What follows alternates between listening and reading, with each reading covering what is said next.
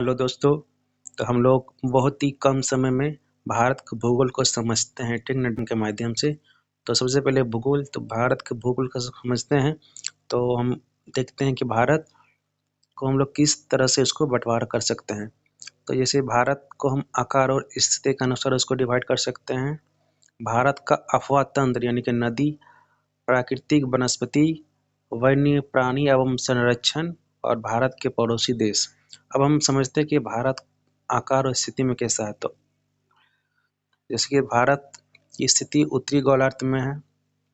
इसका विस्तार जो है 8 डिग्री 4 उत्तरी से 37 डिग्री 6 उत्तरी अक्षांश में है।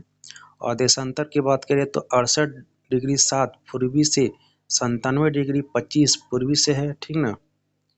और आकार इसका है, आकार ये कितना बड़ा है, तो क्षेत्रफल की दृष्टि से भारत जो है वो 32.8 लाख वर्ग किलोमीटर है, ठीक है।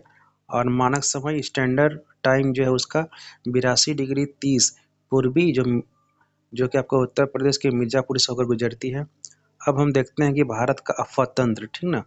तो भारत के अफवाह तंत्र है जो कि हिमालय की नदियाँ और प्रायद्वीपीय नदियाँ, दो तरह की नदियाँ हैं।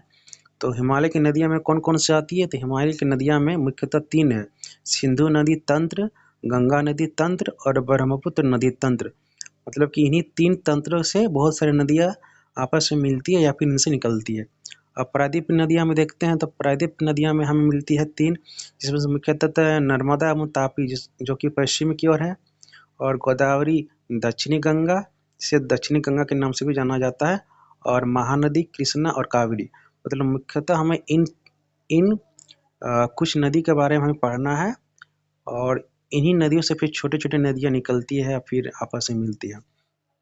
अब हम देखते हैं कि वन्य प्राणी एवं संरक्षण में क्या स्थिति है भारत की।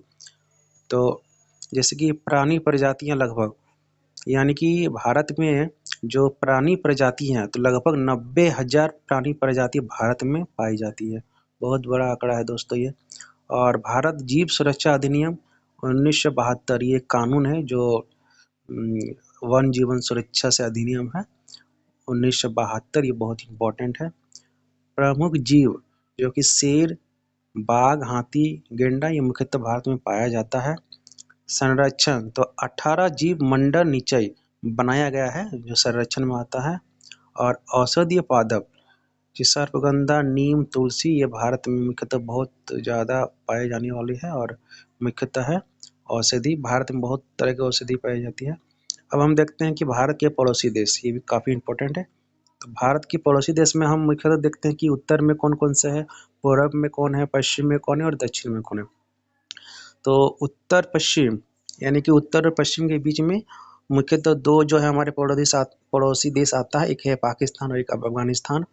और उत्तर में है दोस्तों चीन, नेपाल और भूटान। और पूर्व में है म्यांमार और बांग्लादेश, बांग्लादेश भारत से ही टूट कर बना है। और दक्षिण में है श्रीलंका और मालदीव। तो दोस्तों ये बहुत ही कम समय में आप याद रख सकते हैं इस तरह के डायग्राम से भारत की जो भौगोलिक परिचय है। तो हमने आपको समझाने की कोशिश करी है। अगर वीडियो पसंद आया है तो वीडियो को लाइक कीजिए और हमारे चैनल को सब्सक्राइब कीजिए। धन्यवाद दोस्तों।